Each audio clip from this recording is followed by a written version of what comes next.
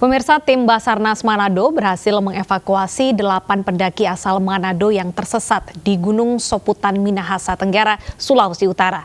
Mirisnya pemirsa, salah satu di antaranya adalah balita yang mengalami gejala hipotermia.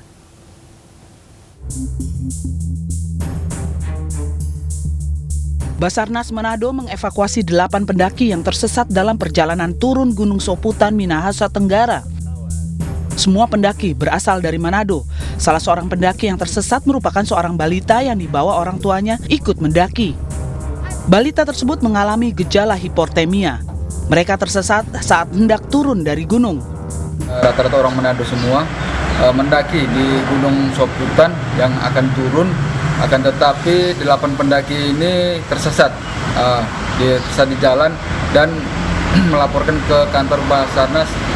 Tim langsung bergerak ke lokasi dini hari tadi dan korban ditemukan semua dalam keadaan selamat, dan ada satu balita juga selamat, akan tetapi balita mengalami gejala-gejala hipotermia.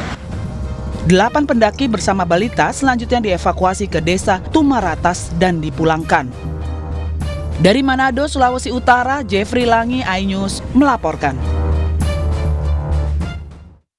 Ya, diketahui salah seorang pendaki yang tersesat di Manadonya adalah balita yang dibawa orang tuanya untuk ikut mendaki. Balita tersebut pemirsa mengalami gejala hipotermia.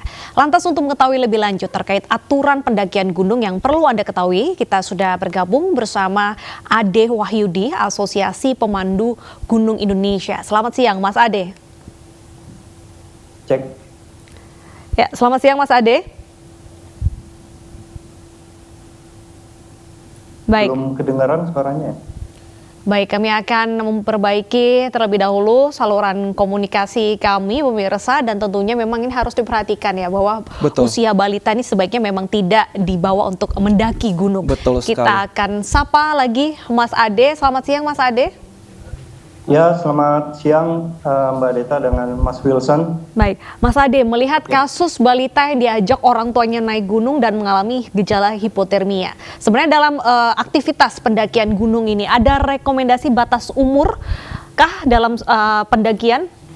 Batas minimal umur? Sebetulnya terkait umur itu kan kalau kategori anak-anak dari mulai 0 sampai 17 tahun atau 18 tahun ya Mbak. Cuma memang itu tergantung tujuannya. Kalau untuk mendaki gunung anak-anak ini sekedar explore, mungkin lebih tepatnya itu mungkin mereka bisa diajak saat umur 3 tahun sampai 5 tahun. Karena apa? Karena memang mereka sudah bisa bereaksi atau umumnya sudah bisa berkomunikasi pada saat mereka merasa dingin atau capek atau apa. Sedangkan kalau di bawah itu misalnya umur-umur di bawah 1 tahun mungkin itu sangat sulit. Bayi atau balita itu mengkomunikasikan apa yang dia rasakan.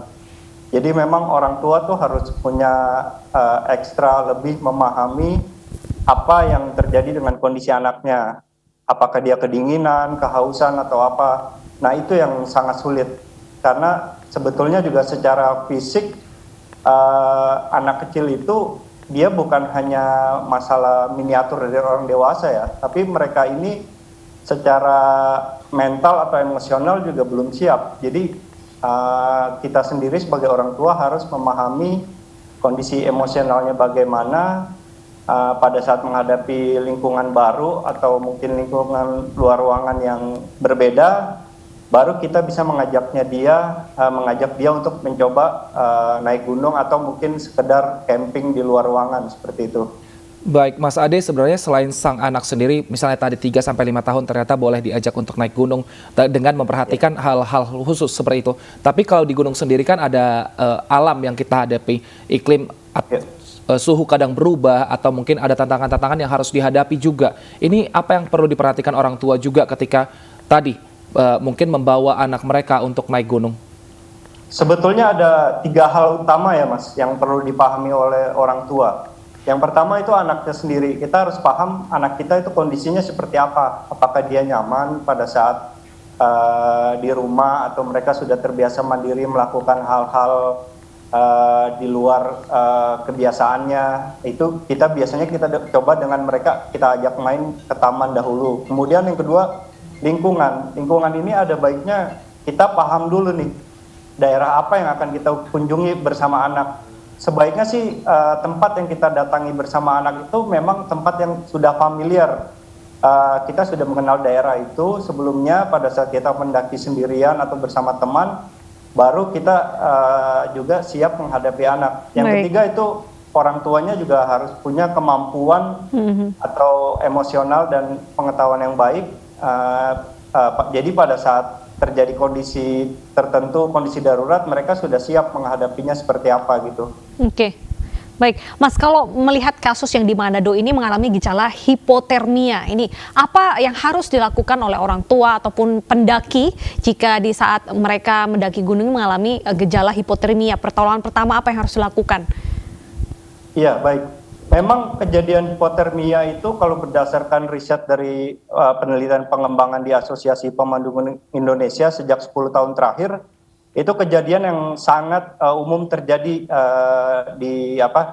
di gunung atau di alam bebas ya. Datanya itu paling banyak korban mengalami gejala hipotermia.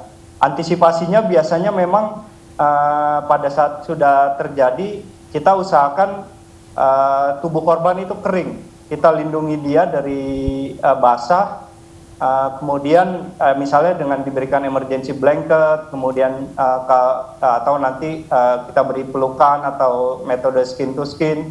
Tapi sebelum itu untuk persiapannya memang usahakan peralatan yang kita gunakan itu sudah mumpuni untuk menghadapi kondisi cuaca yang buruk.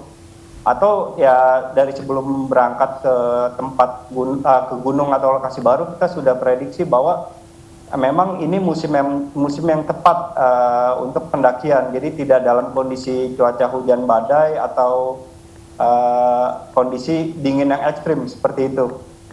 Adakah rekomendasi untuk gunung yang bisa didaki dengan trek yang mungkin lumayan mudah ketika membawa anak-anak, Mas Ade, atau mungkin juga bulan-bulan apa yang kira-kira cuaca ini cukup bersahabat? Iya, memang kalau kondisi alam Indonesia itu cukup variatif ya, dari mulai gunung di ketinggian 2.000 meter sampai hampir 5.000 meter di Papua yang punya salju. Cuma memang untuk orang atau kondisi membawa balita atau anak-anak, sebaiknya memang gunung-gunung di bawah ketinggian 2.000 meter. Baik. Mungkin kalau di Pulau Jawa itu ada Gunung Papandayan atau Gunung Prau, itu pun anak-anak tidak langsung dibawa ke sana. Jadi ada baiknya menyesuaikan dengan kegiatan camping yang ringan terlebih dahulu yang tidak perlu menguras fisik seperti itu. Baik, terima kasih Mas Ade atas informasinya. Ini bermanfaat juga bagi orang tua yang mungkin ingin mengajak anak untuk eksplor alam tapi diperhatikan juga untuk medannya. Terima kasih sudah bergabung di iNews Siang.